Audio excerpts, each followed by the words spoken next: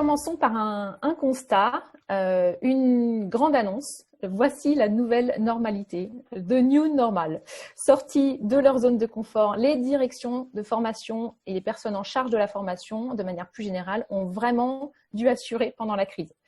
Transformer les méthodes de travail, de collaboration, de formation et d'accompagnement dans une école vétérinaire, une grande clinique ou un laboratoire est habituellement un challenge et le contexte sanitaire a poussé les conduites de changement d'urgence. Pour un mal ou pour un bien, on va tenter d'apporter quelques éclairages. Alors, comment surfer sur les réussites en préparant l'entreprise et ses collaborateurs à ce virage ? Le travail, mais pas seulement. Peut-être que ces solutions mises en place pendant la crise seront durables. Alors, tout d'abord, montons dans la machine à remonter le temps et commençons par un état des lieux avant la crise avec vous qui êtes là pour nous éclairer. Greg, par exemple, quelles sont les modalités de travail qui étaient mises en place chez Wolf avant la crise sanitaire ? Donc bon, nous, historiquement, en fait, on travaille en télétravail, hein, parce que on a toujours dit qu'on cherchait des profils assez particuliers dans l'agence. Donc on a toujours travaillé en télétravail, donc on n'a pas trop été impacté en interne, on va dire, sur le confinement. Hormis le fait quand même qu'on a intégré deux nouvelles personnes pendant la crise, au début de la crise, et que d'habitude la période d'induction se fait en présentiel, et que là, pour le coup, on a dû tout faire en distanciel. Donc ça n'a pas été facile. On a Gwen et Hugo qui travaillent avec nous depuis maintenant 3 mois et qu'on n'a pas encore vu. Voilà, on était aussi en réunion équipe cette semaine. C'est des carrefours importants pour l'agence qu'on fait normalement en face à face et qu'on a fait en distanciel. Donc, mais bon, globalement, honnêtement, sur le télétravail, on n'a pas trop été impacté. Par contre, ce qu'on a vu, c'est que avant la crise, on était plutôt. On sait que ce secteur de la santé animale est, et c'est pas lui être péjoratif, mais est plutôt en retard sur tout ce qui est digital learning par rapport à d'autres secteurs, notamment le secteur de la santé humaine. Et on était vraiment sur une dynamique positive, on va dire, depuis les 12 derniers mois, où on voyait plein de choses nouvelles apparaître, réalisées par nos soins ou par d'autres d'ailleurs. Et on va le voir, ça, je pense que ça a permis aussi d'accélérer, la crise, on va en discuter, mais a permis d'accélérer cette digitalisation de la formation. Et avec une mise en œuvre des équipes, notamment de cette digitalisation. Donc, pour résumer, moi, je dirais qu'on était plutôt sur une dynamique positive avant la crise de digitalisation de la formation et qui a été bien sûr accélérée, on va en parler à cause du confinement, quoi. Pascal, toi qui gères une clinique qui grandit de plus en plus avec plusieurs dizaines de praticiens et d'ASV dans ta clinique, comment s'organiser la formation chez Advesia avant la crise pour tes salariés, mais aussi pour ceux qui forment tes salariés? Oui, alors nous, c'est radicalement différent. Tout se faisait quasi exclusivement en présentiel, qu'il s'agisse de la formation des résidents, de la formation du personnel en général, voire la formation que nous, on s'offrait, c'était quasiment toujours en présentiel. Et tout ce qui était digitalisation était à dose homéopathique et presque vécu comme un gadget ludique plus que comme un vrai outil de formation. Donc ça, c'était l'état des lieux avant. Sébastien, toi qui travailles dans un établissement comme l'ELVA, qui forme plus de 800 étudiants par an, quelles sont les modalités de formation qui prédominaient avant la crise ?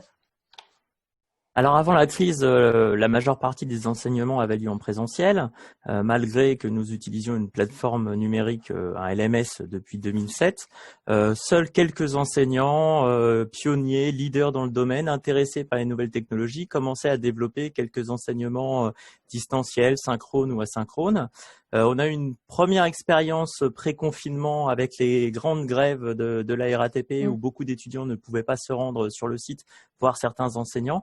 Donc ça nous a en quelque sorte un petit peu préparé à ce qui nous était arrivé au cours du confinement, dans une moindre mesure, bien sûr. Pour toi, David, j'imagine que MSD, qui forme à la fois ces nouveaux arrivants, ces salariés en interne, mais aussi vous accompagnez les vétos et ASV, quel était le paysage de la formation avant la crise ?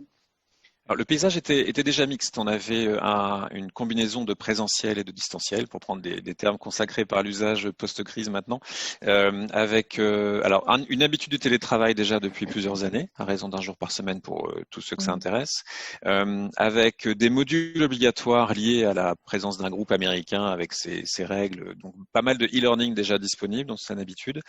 Une force de vente conséquente, donc beaucoup de réunions déjà régulières depuis le terrain, donc via un outil Webex en l'occurrence. Et puis en interne, une démarche déjà de digitalisation importante. On a pris ce virage il y a très longtemps déjà, et donc on a commencé, y compris en formation, à mettre un peu de digital. Donc ça nous a aidé pas mal. On le verra tout à l'heure sur le passage. Et puis concernant les Veto ASV, là pour le coup c'était essentiellement du présentiel avec des réunions. On a fait quelques Facebook Live, mais vraiment l'essentiel de la formation Veto ASV c'était du physique. Alors c'est vrai que la crise sanitaire a vraiment déclenché en mars dernier un sacré coup de pied, en tout cas déclenché une crise, mais surtout mis un sacré coup de pied à tous ces usages que vous nous décrivez. Et on voit bien que, en tout cas, les contextes de travail et de formation étaient déjà variés, même si la digitalisation a été anticipée ou amorcée avant mars. J'imagine évidemment que l'arrêt brutal et des déplacements et des contacts humains a été aussi un choc pour tous les acteurs de la formation. On parle à la fois de l'apprenant qui se retrouve tout d'un coup tout seul derrière son ordinateur, mais aussi le formateur qui n'a plus ses outils de travail, son public, et évidemment les directions stratégiques qui doivent rassurer et guider en urgence. Pour toi, David, comment ça s'est passé ce choc? Comment as-tu absorbé ce choc chez MSD? Alors, passé la première étape de sidération et d'adaptation, on a exploité en fait déjà ces premières initiatives de digitalisation et de distanciel. On avait un enjeu qui était de continuer aussi à former entre guillemets nos clients, donc par la force de vente. Donc on a maintenu l'équipe en place et on s'est assuré que tout le monde était capable de continuer à faire ce qu'on avait mis en place, qui était ce qu'on appelle les visites connectées, les visites à distance auprès des praticiens. Bon, ça on n'est pas tout à fait dans la formation, mais ça touche. Et puis pour tout ce qui est vraiment formation au fil du temps, les séminaires qui sont passés en total digital, les lancements de produits, on a tout transformé en Webex en l'occurrence, donc avec nos outils à distance. Donc une adaptation qui a pris peut-être une semaine à 15 jours, le temps de reformer tout le monde, de créer des tutoriels aussi pour les praticiens qu'on invitait à nos sessions de lancement de produits et de formation. Et ça s'est mis en place de façon relativement naturelle. Il n'y a pas eu d'hésitation, on a des contraintes, on a des objectifs, et donc il fallait que l'action soit faite telle qu'elle était décrite, donc les plans de lancement, les séminaires. On a juste changé la forme. Il y a eu quelques contraintes supplémentaires qu'on évoquera peut-être, mais voilà, on est passé en 100% digital, y compris pour le onboarding auquel faisait allusion Grégory sur l'induction des nouvelles recrues. On a continué à accueillir les nouvelles recrues pendant le confinement et l'entrée dans l'entreprise s'est faite totalement à distance avec des programmes qui étaient déjà préétablis qu'on a juste adaptés. Voilà, donc ça s'est fait un peu de façon précipitée, mais finalement relativement sereine. Alors, c'est vrai que c'est intéressant de voir comment cet onde de choc a été absorbé. Je rappelle juste pour ceux qui nous écoutent que le chat est ouvert et on attend aussi vos retours sur vous dans vos contextes. Quelle solution, comment vous avez absorbé ce choc? N'hésitez pas à y contribuer, de mettre destinataires les conférenciers, tous les participants, ce qui pourra alimenter les débats. Sébastien, pour toi qui travaille à l'ENVA, se retrouver dans des amphis vides doit être perturbant pour un établissement dont la mission est la formation, et s'adapter et absorber le choc n'a pas laissé trop d'alternatives, j'imagine. Peux-tu nous donner quelques exemples de réactions vécues par toi, tes collègues ou même par les étudiants? Alors, se retrouver devant des amphis vides, malheureusement, on en a parfois l'habitude. En fonction des cours, ils sont plus ou moins remplis, les amphis. Mais c'est vrai que ça a été un choc que l'école se vide en moins de 24 heures de l'ensemble des étudiants. Donc la stratégie abordée par le NVA a été de s'appuyer sur les personnes ressources, donc les enseignants qui avaient déjà une antériorité sur le distanciel. Ensemble, on a défini des sortes de bonnes pratiques, on a mis en place des tutos pour aider nos collègues, on a assuré une hotline et en moins de 24 heures, on a réussi à assurer une continuité pédagogique vis-à-vis de nos étudiants. L'ensemble des enseignants se sont mis à faire des visioconférences, à diffuser leurs diaporamas. La plus grande difficulté a été en ce qui concerne les exercices cliniques, puisque faire une consultation à distance, c'était extrêmement compliqué. Mais là encore, les collègues ont fait preuve de grande ingéniosité. Des rondes de cliniques virtuelles ont été mises en place, des cas cliniques virtuels ont été mis en place. On a utilisé des outils d'interactivité pour essayer d'impliquer les étudiants. Et on a été très surpris du retour des étudiants, car on en a perdu très peu par rapport à l'enseignement primaire. Nous, quasiment tous les étudiants étaient connectés et ceux qui ne le pouvaient pas, c'est vraiment parce qu'ils avaient des gros problèmes de réseau. Donc de ce point de vue-là, la situation a été une expérience plutôt enrichissante. Pascal, l'activité vétérinaire, on le sait, a été ralentie, mais tout de même conservée. En ce qui concerne tes projets de formation, j'imagine que c'est la même chose. Comment as-tu vécu ce passage vers l'inconnu au sein de ton équipe Veto sur la partie formation? Alors, on l'a vécu dans le stress comme tout le monde, et finalement, il y a eu d'assez bonnes surprises pour nous, comme tout était en présentiel et qu'on avait besoin de beaucoup se concentrer sur notre cœur de métier qui est de soigner les animaux. Eh bien, il n'y avait plus de formation à faire à l'extérieur, on n'avait plus de congrès, plus de préparation de conférences, ce sont des choses extrêmement chronophages, et on s'est retrouvé avec beaucoup plus de temps à consacrer à notre travail au sein de l'hôpital, et ça a été une vraie prise de conscience en fait du temps pris par des formations en présentiel, notamment à l'extérieur de l'établissement. Mais le fait est que pour nous, ça a été plus du gain de temps parce qu'on a arrêté en fait les formations. Et je vois que ça réagit dans le chat sur le cas des particuliers, en tout cas des cliniques. N'hésitez pas à y contribuer. Je crois qu'il y a une question, Mathieu, à la régie. Oui, tout à fait. Bonjour Guylaine et bonjour à tous. On a effectivement une question de Nicolas qui nous dit dans le monde d'avant, la formation présentielle était l'occasion de création d'une dynamique d'équipe. Dans le monde d'après, l'expérience digitale de la formation semble être individuelle. Comment réussir à retrouver une dynamique d'équipe avec l'outil digital? Est-ce qu'on a des solutions collaboratives qui peuvent exister? C'est très concret et humain à la fois. Je vais démarrer si vous voulez, ouais. Ça fera la transition. Je pense que c'est une bonne question parce qu'en fait, on pense toujours digital que ça déshumanise la relation. Je pense que déjà, je pense que clairement il y a des différences générationnelles. On le voit, mais pas forcément comme on le pense. Par exemple. À titre personnel, vous avez probablement passé beaucoup de temps avec vos grands-parents, par exemple en Zoom, et on a vu que en fait ils étaient très à l'aise avec l'outil digital. Donc on va dire toutes les hypothèses de dire oui, le digital c'est que pour les jeunes. Je pense qu'il faut un peu écarter cette approche, notamment le confinement a accéléré ça. Après, je pense que le digital, il y a plein d'outils sociaux, ce qu'on appelle du social learning. Alors oui, c'est différent. Qui sont très très peu déployés encore une fois dans notre environnement, mais tout ce qui est forum, mentoring, je pense que Sébastien, vous avez de l'expérience là-dessus dans les écoles. On va en parler, mais ça nécessite aussi un changement de posture du formateur. Je pense que c'est surtout ça le message clé, c'est-à-dire que quand on fait du digital learning, c'est bien d'avoir des super contenus, c'est bien d'avoir la réalité virtuelle, des modules, mais toute la partie accompagnement des apprenants, animation des groupes, elle est d'autant plus importante. Je laisserai peut-être rebondir quelqu'un là-dessus, mais moi, je vais juste témoigner à titre personnel. Guylaine est à côté de moi, donc j'en parle assez ouvertement. Moi, je suis très contenu. J'ai créé l'agence. J'adore avoir des contenus très engageants et tout. Mais on a eu beaucoup de discussions au sein de l'agence sur comment accompagner les apprenants quand on déployait, donc avec des systèmes de mentoring ou de tutorat en ligne, de groupes sociaux, de forums et ainsi de suite.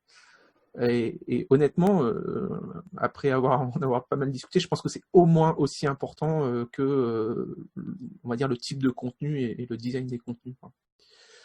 Mais je sais pas, Sébastien, toi, t'as peut-être tout ce qui est mentoring, tout ça, vous le travaillez un peu, non, dans les écoles, non? Alors oui, bien sûr. En fait, au niveau du travail de groupe, la chose qui nous a aidé, c'est que toutes les promos étaient déjà intégrées dans l'école, puisqu'il y avait déjà eu un semestre qui avait eu lieu normalement. Donc il y a eu l'accueil, les étudiants se connaissaient les uns les autres, ils avaient déjà échangé, ils avaient déjà travaillé en groupe, et ça a été quelque chose de primordial pour leur implication dans la formation. On a utilisé bien évidemment des forums, des chats. Sur chaque visio, les étudiants correspondaient avec l'enseignant via les chats, posaient ces questions. On a également un système de tutorat. Chaque enseignant est responsable de quelques étudiants. Donc bien évidemment, on a renforcé nos liens avec ces étudiants. On a pris de leurs nouvelles, on a essayé de discuter avec eux, de voir les difficultés qu'ils rencontraient. La plus grande difficulté que mes collègues m'ont fait remonter, c'est l'isolement de l'enseignant qui, lui, est devant son ordinateur, qui voit sa caméra. Il ne sait pas s'il y a quelqu'un en face parce que, pour des raisons de débit, les étudiants ne mettent pas leur caméra. Donc, il n'a pas ce retour de son enseignement. Ça nous a obligés à mettre en place des outils d'interactivité comme des petits quiz avec YouClap ou Polev pour avoir vraiment des retours d'étudiants et s'assurer que quelqu'un était bien connecté en face. Ça a été vraiment quelque chose qui a été géré le mieux possible. Mais c'est vrai que les petits travaux de groupe, etc., ils étaient plus faits en asynchrone qu'en synchrone parce que c'était nettement plus difficile à faire. Mmh.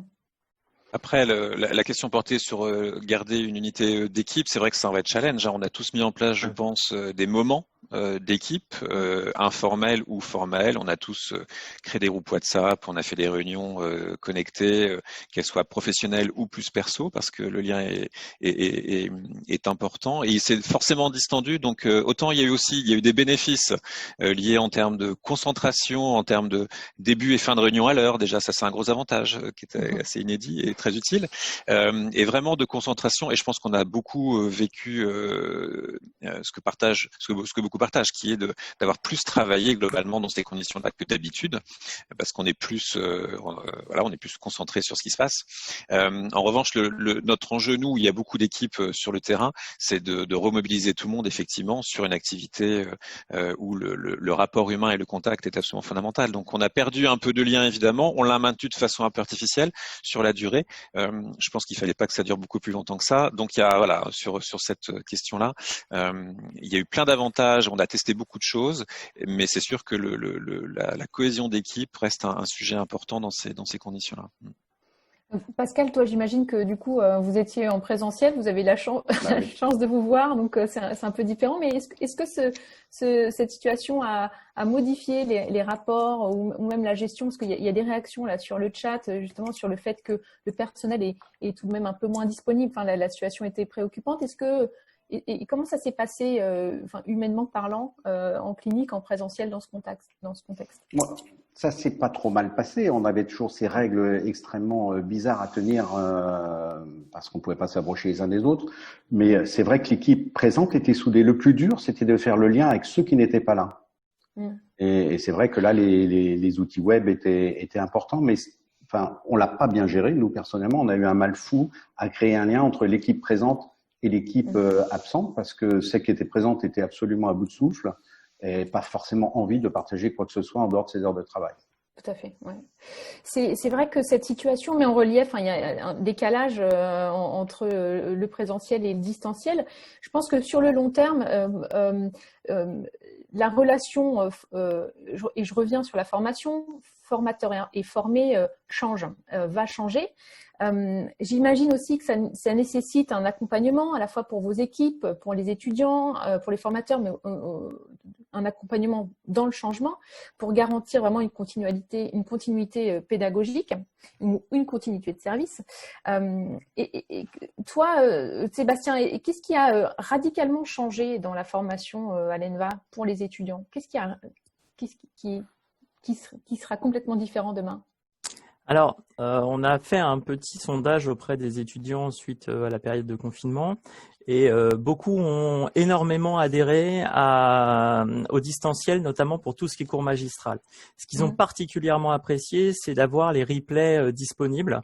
Donc, ils sont plus concentrés sur le cours, ils ont plus besoin de prendre des notes et ils savent que s'ils ont décroché à un moment, eh bien, ils peuvent reprendre la vidéo, ils peuvent revoir les points un petit peu particuliers. Donc là-dessus, on a des retours extrêmement favorables de la part des étudiants.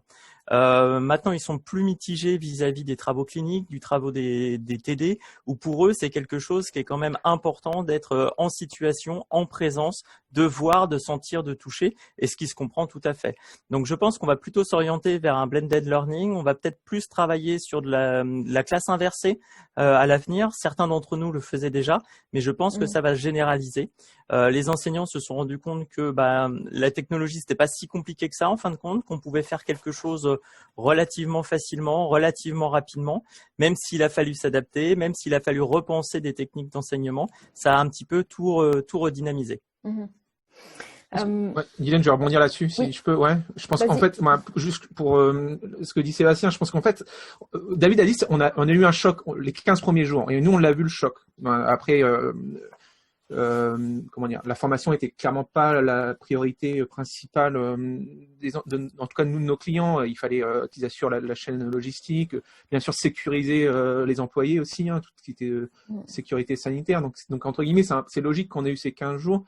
Mais comme on l'a dit en introduction, je pense qu'on est dans une industrie qui est assez en retard là-dessus. Et en fait, ça a forcé les gens à s'y mettre. Et du coup, ça a montré en fait que c'était faisable en fait.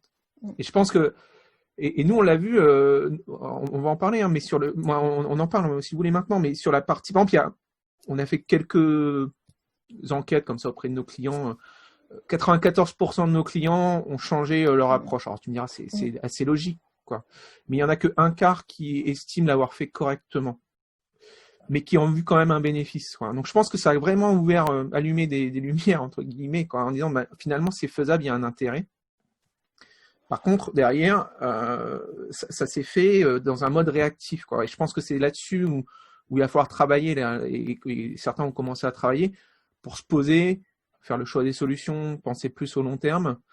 Parce qu'en fait, entre guillemets, c'est la conduite de changement, pour ceux qui connaissent un peu. C'est la conduite de changement, il faut créer que les gens comprennent l'intérêt. Et je pense que là, en fait, on n'a pas eu le choix, donc les gens ont compris l'intérêt de ça, quoi.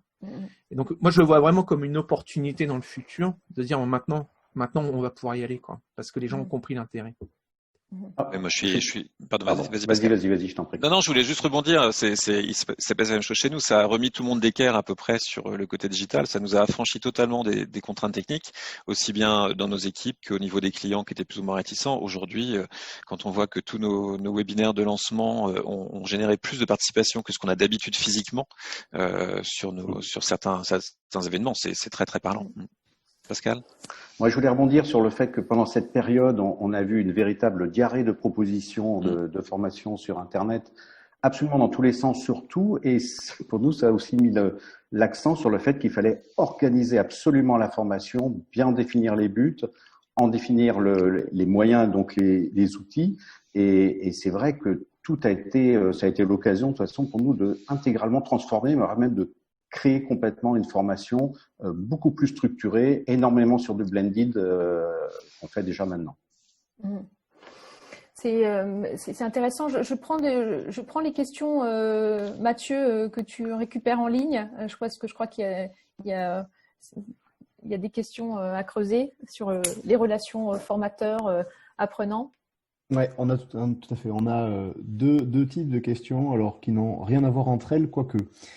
On a une première question qui est relative à la formation des formateurs à distance, puisque le monde change et que tout se fait dans l'urgence. On n'a pas forcément les moyens de former les formateurs pour dispenser une pédagogie à distance. Et là, je pense que tout le monde peut être concerné.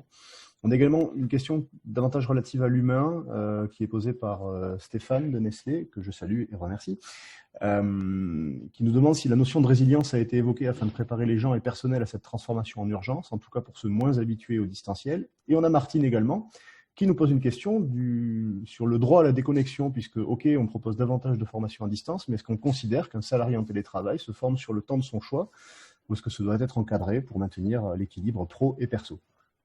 Donc, deux questions qui n'ont rien à voir. Emma, si tu veux aussi. Guylaine, ouais. Vas-y. Changement de posture du formateur, c'est un vrai enjeu, je pense, parce que encore une fois, moi je vais paraître un peu vieux, mais en fait la formation dans notre secteur, elle est préemptée par les vétérinaires, notamment les formations techniques. Donc on a une sensibilité plus ou moins forte à la pédagogie. Pascal, par exemple, pour ceux qui l'ont déjà vu en conférence, c'est quand même quelque chose, quoi. Mais je veux dire, on n'est pas formé pour ça initialement, quoi. Donc, et il y a et en fait, le digital learning on va dire le développement du digital dans le mode de la formation, on va pas se voiler la face. Il y en a beaucoup aujourd'hui qui lisent cette formation, qui le voient comme une menace, en fait, parce qu'ils ont l'impression de perdre leur rôle de sachant. Et on a besoin en fait d'autres types de compétences, quoi. Donc on a parlé de facilitation, donc c'est-à-dire qu'on passe d'un rôle de sachant à un rôle de facilitateur. Donc ça c'est le premier point. Donc ça veut dire qu'il faut les accompagner avec des formations. Il y a des formations qui existent là-dessus. Il y a des instituts de formation qui sont spécialisés dans l'animation de formation en ligne, et donc faire monter les équipes en compétences sur ces métiers-là, en fait, hein, je pense. Et puis après, l'autre approche, mais ça c'est plus sophistiqué, hein, mais je pense qu'on y arrive. Nous on le voit aussi bien dans les instituts, dans les écoles vétérinaires ou des structures comme APForm, par exemple, qui fait des ASV, ou les labos, c'est les équipes pluridisciplinaires. C'est-à-dire que, en fait, on se retrouve à avoir des équipes de formation qui sont pluridisciplinaires avec des experts, mais également, par exemple, Sébastien, je sais que les équipes d'ingénierie pédagogique, elles ont fait un boulot énorme pendant dans les écoles véto. Donc, nous, on a des clients des labos, hein, aujourd'hui, où dans les équipes de formation, il y a un ingé péda, donc un ingénieur pédagogique, un chef de projet, et puis l'équipe, on va dire, un peu historique, entre guillemets, de vétérinaires, par exemple, dans les services techniques, quoi. Donc, c'est des choses qu'on voit apparaître. Donc il faut monter en compétence les équipes là-dessus, en fait, hein. C'est juste ça, quoi. Et donc, sur la partie métier, moi, c'est comme ça que je le vois, quoi. Et encore une fois, c'est des choses qui existaient. Donc, je pense que là, le choc, entre guillemets, du confinement va permettre de mettre ça en place. Moi, je sais qu'on a des clients qui nous ont déjà sollicité pour travailler là-dessus, quoi. Donc, sur le droit à la déconnexion, voilà, moi je travaille dans une entreprise, donc c'est un vrai sujet, hein, ça fait partie des questions de règles internes, de qualité de vie au travail. C'est un vaste sujet, parce que comme je l'ai dit, on a tous eu tendance à travailler davantage, à être sursollicités, hein, par toutes ces réunions, et les formations supplémentaires qui s'ajoutent. Forcément, il faut qu'elles soient dans le cadre de la journée de travail. On ne peut pas demander légalement à nos équipes de faire des heures sup en faisant de la formation en plus en dehors des heures de travail. Voilà, ça c'est différent de ce qu'on fait avec les vétérinaires, que là on va essayer de chercher quand ils sont dispo. Donc c'est un peu différent, mais voilà, là on n'est pas sur le même type. C'est clairement la formation interne qu'on a en place, nous, tous nos programmes de onboarding, ils font partie du travail quotidien, et ça vient pas en plus du reste. Donc le droit à la connexion, c'est un vrai sujet pendant cette période. Ouais, je vais juste rebondir. Pour nous, c'est exactement pareil, hein. La formation ne peut se faire que sur le temps de travail. Et du coup, pour au moins les formations en distanciel, elles sont extrêmement courtes, de façon à pouvoir être faites sur des temps de pause, des temps de travail plus creux. Et on a abandonné les formations web longues. On a une question là qui arrive aussi de Ludivine Desmoussel. Comment garder l'attention du public et motiver à distance? Elle fait référence notamment à des lancements de produits. Comment vous avez géré ça, garder les gens motivés? Avec une blague toutes les 30 secondes. Ça complète également une question de Grégory Santaner qui me disait quel genre d'outils est-ce qu'on pourrait utiliser pour justement garder l'attention de l'audience éveillée. Oui, alors c'est vrai qu'on essaie d'être tous créatifs. On en a fait nous des lancements de produits pendant le confinement.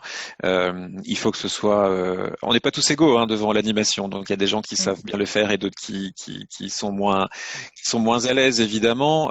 Donc il faut que il y ait plusieurs intervenants. C'est important que ça dure pas trop longtemps. On est vraiment très timé. Au-delà d'une heure, ça devient compliqué. Mais s'il y a plusieurs intervenants, s'il y a une répartition de la parole comme on le fait là par exemple, c'est plus facile à digérer. Et puis il y a des outils qu'on peut utiliser maintenant extrêmement conviviaux, que ce soit Klaxoon ou autres, qui permettent de faire des sondages, qui permettent de poser des questions en cours de route, qui permettent de faire des mini-quiz. Voilà, donc il y a des techniques. Et puis après, il y a aussi la bonne humeur qu'il faut mettre derrière aussi. Je pense que c'est important d'avoir une part d'humain dans ces actions. Oui, je suis entièrement d'accord. Pour notre part, nous, on utilise effectivement des petits logiciels de quiz interactifs en mettant un mode compétition. Donc, il y a un petit challenge. Régulièrement, on fait un point sur les scores. On voit quel étudiant a plus de points par rapport à tel autre. Ça marche très bien avec l'étudiant, ce mode un petit peu challenge compétition. On diffuse des vidéos aussi en complément qui permettent de faire une petite coupure, de faire un petit stop. Et puis, il y a aussi des petits imprévus qui font sourire les étudiants, le gamin qui passe, voilà, le chien qui arrive et qui fait coucou à la caméra. Mine de rien, ce côté un petit peu artisanal permet aussi de maintenir l'attention des apprenants. Mmh. Et pour terminer, je vais terminer juste là-dessus. Je pense, là, en fait, là, on en revient toujours là-bas. Et ce qu'a dit Pascal aussi, c'est qu'est-ce qu'attend l'apprenant et qu'est-ce qu'on veut faire. Et derrière, après, les solutions, elles doivent être là pour aider, en fait. Et je pense qu'il faut faire attention parce que les solutions, il y en a plein. Il y en a plein. Et donc, il y en a même trop, si vous voulez mon avis. Par exemple, les Learning Management System, il y en a plus de 500 qui ont été listés dans le monde, quoi. 500 fournisseurs qui font la même chose, quoi. Et je pense qu'il faut vraiment, encore une fois, se poser et réfléchir à comment on peut avoir une vue 360 de l'apprenant avec toutes ces solutions. Je pense notamment dans des contextes universitaires, par exemple, parce que vous êtes sur Moodle, par exemple, en Learning Management System, comment toutes ces solutions d'interaction, que ce soit pour les classes virtuelles, les webinaires et ainsi de suite, elles sont compilées, agrégées, entre guillemets, sur une vue de l'apprenant pour pouvoir ensuite aller encore plus loin dans l'apprentissage individualisé et ainsi de suite, quoi. Donc, pas faire juste de la solution pour de la solution, mais se poser et réfléchir à ça, quoi. Je pense que c'est ça aussi, quoi. On a l'impression vraiment que ce contexte on l'a vu en introduction, a vraiment forcé tous les acteurs de la formation à trouver des solutions plus ou moins nouvelles, plus ou moins réfléchies. Et quelles sont les solutions que vous avez pu mettre en place qui sont pérennes ou au contraire celles que vous allez abandonner, que vous avez mis en place et qui ne fonctionnent pas du tout? David, est-ce que tu as ou est-ce que tu vas demain ajuster, adapter, réévaluer les solutions de formation digitale chez MSD? Non, je pense qu'on va surtout les intensifier en fait. Comme je disais tout à l'heure, c'était un peu une proof of concept ce Covid sur bien des sujets, y compris celui de la formation. Il se trouve que c'est un sujet sur lequel on avait commencé à travailler en interne et pour lequel on sentait bien qu'on avait des progrès à faire et ça va accélérer en fait le process. Donc ça passe par après les canaux sont importants. On va faire forcément digitalisation, on va faire forcément distanciel. Je pense qu'on va faire du blended. Je crois que c'est de ça qu'on parle. Et puis on va explorer d'autres façons de faire, des formats courts, du micro-learning. Je pense qu'il y a plein de choses qu'on peut explorer et on va vraiment... En fait, je crois qu'au niveau formation, ce que ça nous aura apporté, ce que ça nous aura incité à faire encore mieux, c'est de prendre le sujet à bras-le-corps et de l'améliorer. Parce qu'on a, voilà, comme toute entreprise, comme tout groupe, on a des façons de faire, mais qui sont pas forcément idéales. Et donc, ça nous a vraiment permis d'explorer de nouvelles façons de faire ce qu'on fait et de mieux le faire à l'avenir. Donc, on va intensifier la digitalisation. On va mixer sans doute et puis on sait que voilà le e-learning et maintenant tout le monde sait le faire, tout le monde comprend comment ça fonctionne et puis on va aussi s'assurer, pour rebondir sur une question de tout à l'heure, que les formateurs seront formés pour optimiser leur message, leur façon de communiquer et que le message passe le mieux possible auprès des apprenants. Donc voilà, si moi je devais retenir un mot sur l'impact, ce sera l'intensification finalement de ce qu'on avait commencé à mettre en place. Sébastien, est-ce que toi tu envisages un retour en arrière, le retour des cours magistraux uniquement, parce qu'on voit qu'on reprend tous les bonnes et les mauvaises habitudes une fois que le confinement est terminé. Est-ce que c'est possible ou est-ce que manifestement ça va transformer sur le long terme la façon d'enseigner? Alors, ça va certainement transformer sur le long terme la façon d'enseigner parce que pour l'instant, nous avons des directives du ministère qui nous contraignent au niveau des espaces pour les étudiants. Donc, notre capacité d'accueil étant limitée, on s'interroge beaucoup sur comment va se passer la rentrée. On a 2 mois pour préparer les choses. On est passé en mode de 100% digital très rapidement avec forcément des petites erreurs, des petites choses qui allaient pas. Donc, on va essayer de se poser, on va essayer de repenser l'enseignement pour être plus dans de la classe inversée, que les temps en présentiel soient vraiment optimisés pour poser des questions, pour de l'interactivité. Mais bien sûr, pour tout ce qui va être clinique, Pour tout ce qui va être TP, on va repasser par le présentiel. Là où on a de grosses interrogations, c'est sur nos enseignements hors les murs. Quand les étudiants doivent aller visiter un élevage, doivent aller visiter un abattoir, on n'a pas de solution actuellement parce que il nous faut des capacités de transport qui soient adaptées aux consignes sanitaires. Les éleveurs sont rushing à accueillir 30 personnes en plus dans leur exploitation. Donc, on réfléchit à des solutions digitales supplémentaires pour essayer de faire évoluer les choses. Donc, on n'a pas passé le cap du confinement, mais c'est pas terminé. Va encore falloir qu'il y ait des adaptations et on n'est pas encore dans une situation de routine et où le paquebot va avancer tranquillement. Va encore falloir travailler pas mal. Et j'ai une question là sur le chat qui s'adresse aux étudiants qui ont potentiellement des difficultés d'accès aux technologies. Est-ce que les inégalités face à la maîtrise des outils, l'accès aux technologies s'est posé à l'ENVA? Est-ce que tu as des étudiants qui n'ont pas d'ordinateur, pas de connexion? Alors, pas d'ordinateur, non, parce que tous les étudiants ont au moins un ordinateur. Ils venaient en cours magistraux avec leur ordinateur pour la plupart. Là où ça s'est posé, c'est que beaucoup sont rentrés dans leur famille pendant le confinement, où il y avait des zones où il n'y avait pas forcément de réseau. Heureusement, il y avait une entraide entre étudiants, donc ils communiquaient par WhatsApp, ils communiquaient par téléphone portable. Et le fait d'avoir tous les enseignements en replay, donc ils se rendaient dans un restaurant où il y avait du Wi-Fi et puis pouvaient charger les vidéos qu'ils regardaient plus tard. Alors, ils n'étaient pas en présentiel, ils étaient pas en synchrone, ils étaient en asynchrone, mais dans l'ensemble, ça s'est bien passé. On a même réussi à organiser des examens à distance. Les modalités qu'on a choisies, c'est pour les étudiants qui n'arrivaient pas à se connecter, eh bien l'enseignant l'appelait et faisait un examen oral de l'apprenant pour valider l'UC. Donc on a pas réellement eu de problème là-dessus, et c'est vrai que la population des étudiants vétérinaires est quand même une population largement favorisée, donc on n'a pas rencontré trop ce problème. Alors, c'est vrai que la formation dans le nouveau monde change également le modèle économique de la formation. On va parler performance et je sais qu'il y a des questions dans le chat qui arrivent sur le sujet. Comment sera mesurée la performance demain? Comment seront gérés les budgets formation? Est-ce que c'est un secteur en croissance ou plutôt en déclin? Je laisse la parole à Pascal, toi qui investis dans les formations en ligne, qui va mener ou qui mène déjà une réflexion de fond sur comment gérer la formation en interne. Je sais que tu es équipé maintenant dans LMS. Est-ce que quels sont les critères pour toi pour évaluer les retours sur investissement de cette approche-là? Alors, clairement, le LMS est un outil qui va permettre d'apprécier le retour de l'investissement des personnes formées facilement.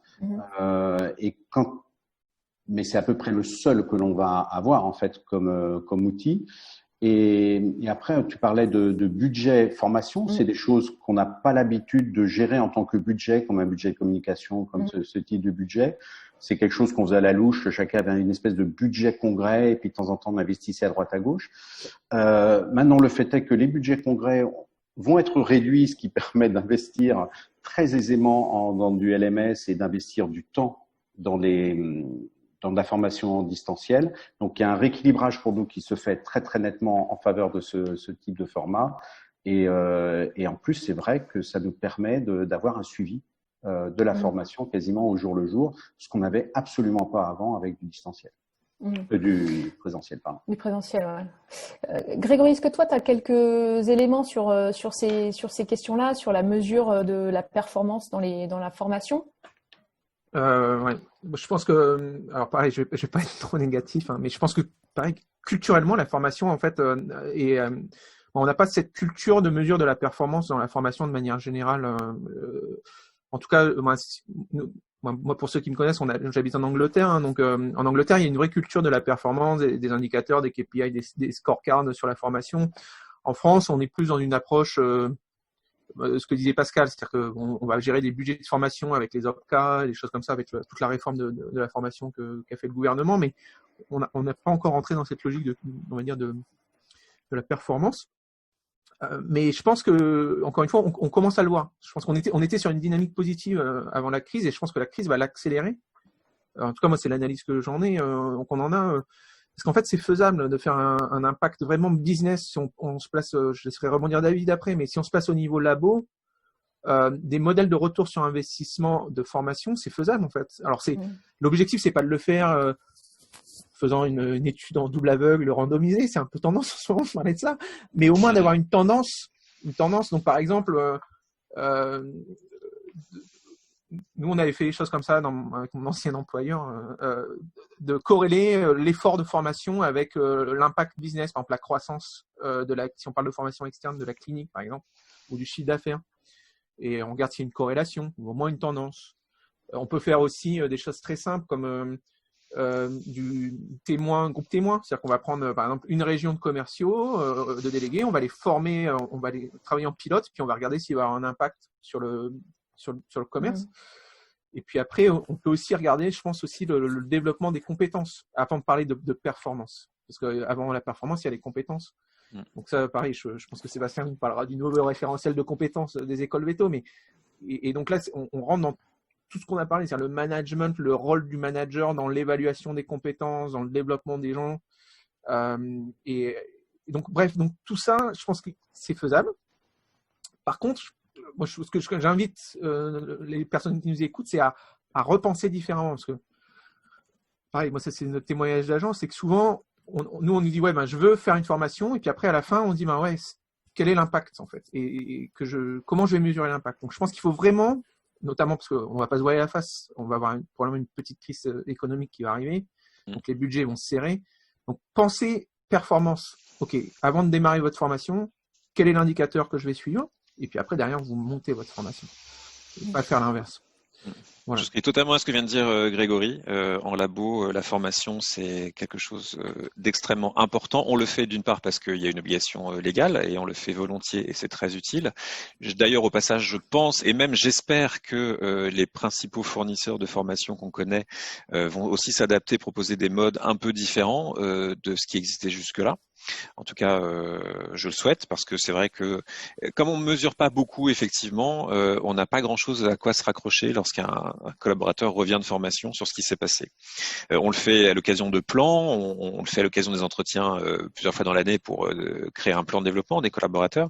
Donc c'est vraiment important. C'est important aussi pour nous parce que on a une lame de fond sur le learning and development dans l'entreprise. Je pense que c'est le cas de beaucoup d'entreprises internationales avec des modules disponibles, avec une vraie volonté de monter les gens en compétences. Et on vient au sujet crucial qui est, pour moi aujourd'hui, où il n'y a pas vraiment de système de monitoring des effets de la formation, ça passe d'abord par la clarification des grilles de compétences, de ce qui est attendu dans chaque équipe, de chaque définition de fonction, et de mettre en place des formations qui sont adaptées. Et ensuite, on regarde si ça a amélioré la compétence ou pas. Donc, avant la performance, je suis d'accord avec Grégory totalement, il faut qu'on soit clair, nous, sur ce qu'on a à T0 en compétences et ce vers quoi on veut aller. Et si ça nous a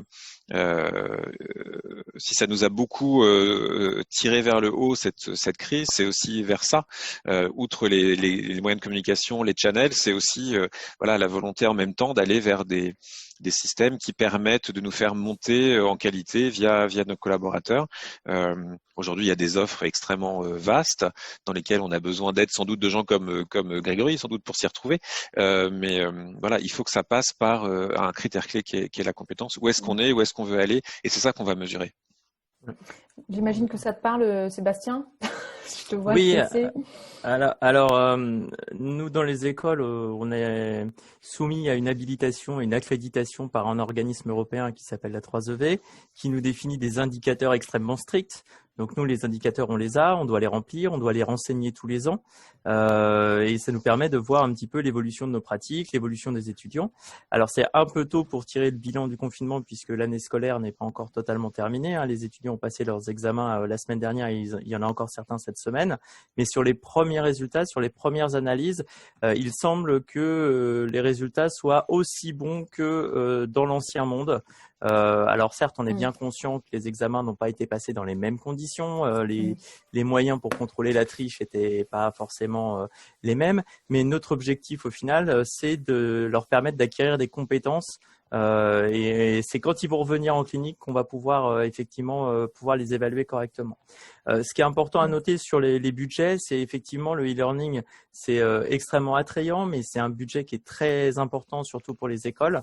Et ce que nous a apporté cette liste, c'est la mutualisation entre les différents établissements, les 4 écoles vétérinaires, mais également tous les formats e-learning qu'on a pu produire. On compte les proposer en formation continue pour des vétérinaires extérieurs, puisque il n'y a plus de contraintes de déplacement, plus de contraintes de formation.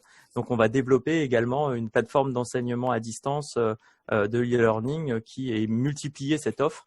On travaille beaucoup là-dessus en recyclant un petit peu toutes les idées et tout ce qu'on a pu mettre en place pour ce confinement. Mmh. Oui, il y a des pistes intéressantes qui se profilent.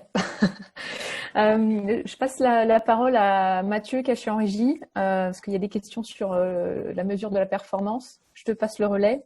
Oui, merci Guylaine. Effectivement, beaucoup de questions, pas mal d'interventions pour confirmer les précédents propos sur la qualité des présentations. D'une part, le constat que les présentations de qualité sont souvent, même quasiment toujours, les prestations qui présentent de l'interactivité. D'autres qui déplorent également aussi que beaucoup de formations ont été, on va dire, assez faible en termes de qualité, pour le dire très poliment. Ça rejoint d'ailleurs une question de Jean-François, que je salue aussi, qui nous dit: pensez-vous qu'il y a une place pour de la formation en ligne payante? Le confinement et le choc de la situation a fait naître beaucoup de formations gratuites, sponsorisées ou non par les laboratoires, mais quid de l'évolution vers un transfert des formations de congrès payantes vers du gratuit en ligne? Tu veux répondre? Ouais, je vais démarrer si ça vous va sur la partie. Je pense que sur la partie perception de valeur, moi je pense qu'en effet il y a un vrai risque de dégradation de la perception de la valeur de la formation digitale suite au confinement. Pascal l'a dit, il y a eu énormément de webinaires. Nous on a accompagné nos clients dans un mode réactif là-dessus. On a regardé, il y a un jeudi, je me souviens, c'était un jeudi entre midi et 2, il y avait 12 webinaires à destination des vétérinaires. Donc et comme certains l'ont dit dans le chat, c'est pas toujours les bons formats, quoi. Excusez Pascal, des formats trop longs, pas très engageants. Là, par exemple, vous voyez, on a essayé de faire un truc un peu différent, quoi, parce qu'on voulait pas avoir le PowerPoint descendant et tout ça. Et je pense que ça, il y a une risque de dégradation de la perception de la valeur perçue. Je pense que ça, c'est le premier point. Je pense qu'il faut pas se voiler la face. Ça veut dire aussi qu'il va falloir un peu se challenger, quoi, de faire des choses différentes. Et donc il y a des choses qui sont faciles à mettre en œuvre et qui peuvent être parce que les logiciels auteurs aujourd'hui, par exemple, ils sont faciles à prendre en main. Pascal, par exemple, moi, je sais que vous avez travaillé sur toute la partie digital learning. Vous n'avez pas forcément passé par des agences pour faire ça et le faire en autonomie. Donc on revient là-dessus. Je pense qu'il faut réfléchir à des formats différents, engageants, courts, ludiques. Des systèmes de challenge, de leaderboard, de classement pour créer cet engagement, je pense, et arrêter avec la duplication en gros de ce qu'on a fait, de ce qu'on faisait en présentiel en digital, c'est-à-dire une conférence de 3/4 d'heure face caméra. Ça c'est le pire à faire, quoi. Le pire, quoi. Je sais pas si quelqu'un veut rebondir là-dessus. La question était aussi sur une formation payante ou gratuite. Mais ce qu'il y avait de gratuit était de toute façon payé par des laboratoires les 3/4 du temps. Donc la formation reste payante quelque part. Et clairement, ça peut pas être un service gratuit. Et parce qu'il faut bien payer les gens qui le font de toute façon. Donc pour moi, il y a la place pour une formation payante pour les vétérinaires. Si la chose est de qualité, tout le monde est prêt à payer. Hein. C'est pas très C'est à peu près l'optique qu'on a mis en place à Alfort notamment, où on va faire des produits d'appel qui vont être des produits gratuits, des formations, des petites formations pour initier les gens, pour voir ce qu'ils peuvent apprendre, pour voir ces formats engageants et leur espérer qu'ils vont prendre goût à ce type de choses pour pouvoir par la suite acheter des formations supplémentaires pour aller un petit peu plus loin. Donc on est parti sur cet aspect-là, petite formation gratuite, produit d'appel, et puis après des formations relativement simples où tout va se faire par inscription en ligne, on rentre son numéro de carte bleue. Alors pour vous, les professionnels dans le privé, c'est quelque chose qui vous paraît évident, mais imaginez la complexité de mettre ça en place dans une école vétérinaire, ça nous a pris beaucoup de temps et beaucoup d'énergie. Sur les événements, en tout cas, on a parlé tout à l'heure des congrès. Si j'ai bien compris, il y a des congrès qui vont être passés à distance là sur les prochaines semaines. C'est le cas notamment chez MSD. Oui, alors nous on avait un peu anticipé, on avait innové l'année dernière avec un congrès virtuel. Alors là c'était plus le côté digital lié à la volonté de faire quelque chose de nouveau, qui s'adresse peut-être aussi aux plus jeunes générations, qui permettent de pas mobiliser. Aller à un congrès c'est quand même beaucoup de logistique, hein, c'est beaucoup de comment dire, d'impact sur l'entreprise vétérinaire. Donc c'est vrai qu'on a beaucoup réfléchi à des modes de formation différents. Sans faire de pub, on a lancé là une plateforme de petits modules de 15 minutes et qui fonctionne bien en vidéo et en podcast. C'est vrai que c'est plus adapté aujourd'hui à la vie aussi extrêmement intense d'un praticien en post-crise qui n'a pas le temps finalement de passer du temps sur de la formation. Donc on est là pour apporter de la ressource, de la formation. Je voulais rebondir aussi sur un point important qui a été dit, c'est que là il y a eu surabondance de formation et qu'à un moment il faut peut-être faire une petite pause aussi sur ça, le temps que les choses se digèrent et puis prendre le temps de réfléchir sur la suite effectivement. Mais voilà, nous ces formats-là, on les continue. Il y aura un autre e-congrès l'an prochain. D'autres structures, je crois, réfléchissent à des congrès totalement virtuels. Certains ont eu lieu de façon forcée et d'autres, voilà, ça génère de nouveaux usages aussi. Mais ça nous empêchera pas d'être présents au congrès physique et puis voilà, d'associer tout ça. Je crois qu'on va aller vers un mix de présentiel, distanciel, de micro-learning comme ça a été dit. Grégory, tu faisais allusion à de la gamification pour prendre un terme un peu barbare, mais voilà, essayer de mettre du ludique dans tout ça parce que c'est ça qui permet aussi à la fois de faire passer des messages efficacement et puis de toucher les nouvelles générations de praticiens qui émergent. Donc oui, c'est voilà, ça change tout le temps, c'est comme tout, hein, la chose qui ne change pas, c'est que tout change tout le temps, donc on ne fait que réfléchir à la suite, absolument.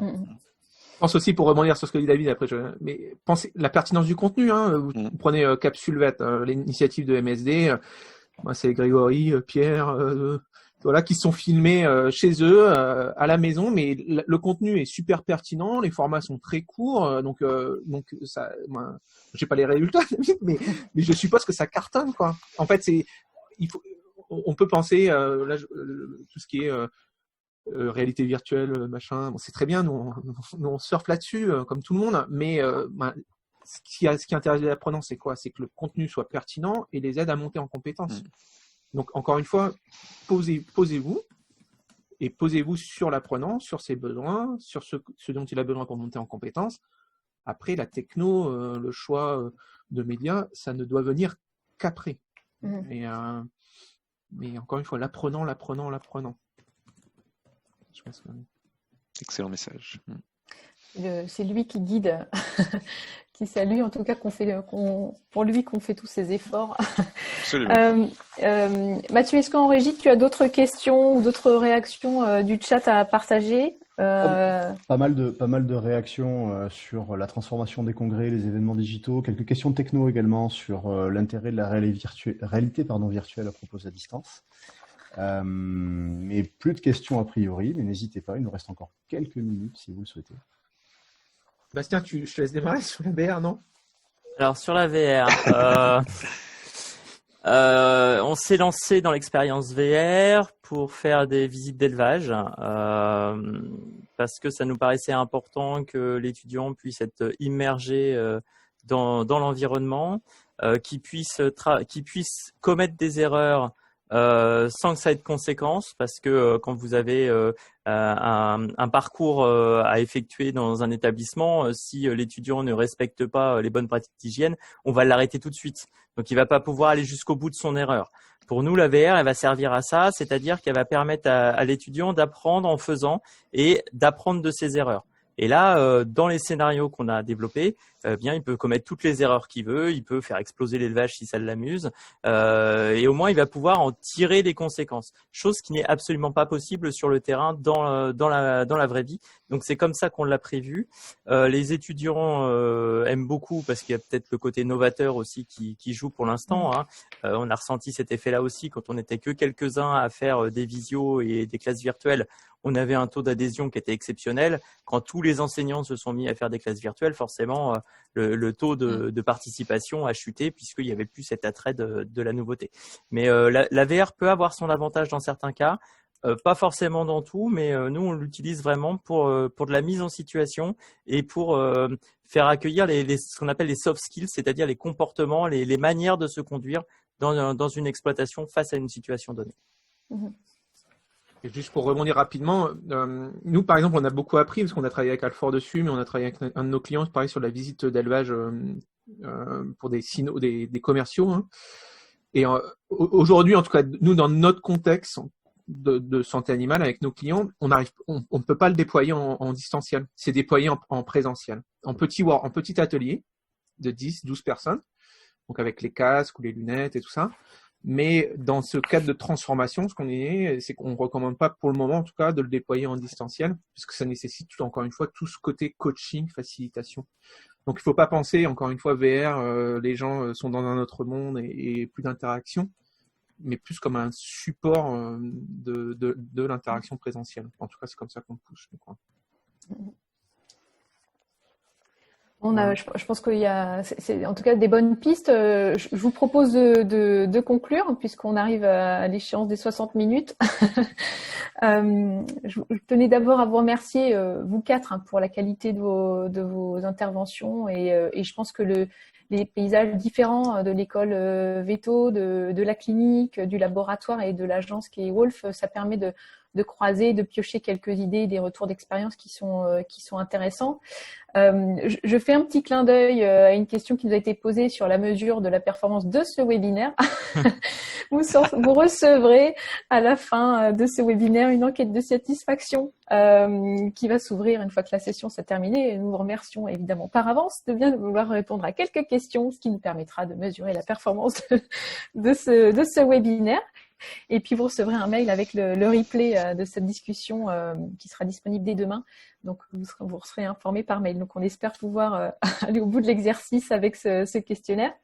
On espère en tout cas que ce débat vous aura apporté des idées, des réflexions qui vous seront utiles pour gérer les situations quelles qu'elles soient à l'avenir et aussi construire vos stratégies de formation de demain. Merci à tous, c'est en tout cas un plaisir de vous entendre et de bénéficier de votre analyse. Et merci à vous, auditeurs, qui étaient actifs, qui ont posé plein de questions à Mathieu, qui ont participé à l'échange des débats, qui sont très intéressants. Et merci pour vos réactions. Un dernier merci, après j'arrête. Merci à Claire, qui fait la traduction simultanée en anglais sur le canal parallèle anglophone. Donc merci à tous. Si ce webinaire en tout cas vous a intéressé, si vous avez des questions, on vous partage les coordonnées de Mathieu. Ouais, attends, je vais te laisser partager ton écran, Greg. Ouais. L'homme de l'ombre qui se dévoile. Voilà. Merci à tous, hein, c'était super. Merci Pascal, merci Sébastien, merci David. Merci. Merci à vous. Merci à tous. Avec plaisir. Une excellente journée. On vous souhaite une bonne journée et puis à très vite pour le prochain webinaire. À bientôt. À bientôt. Au revoir. Au revoir. Au revoir. Au revoir. Au revoir.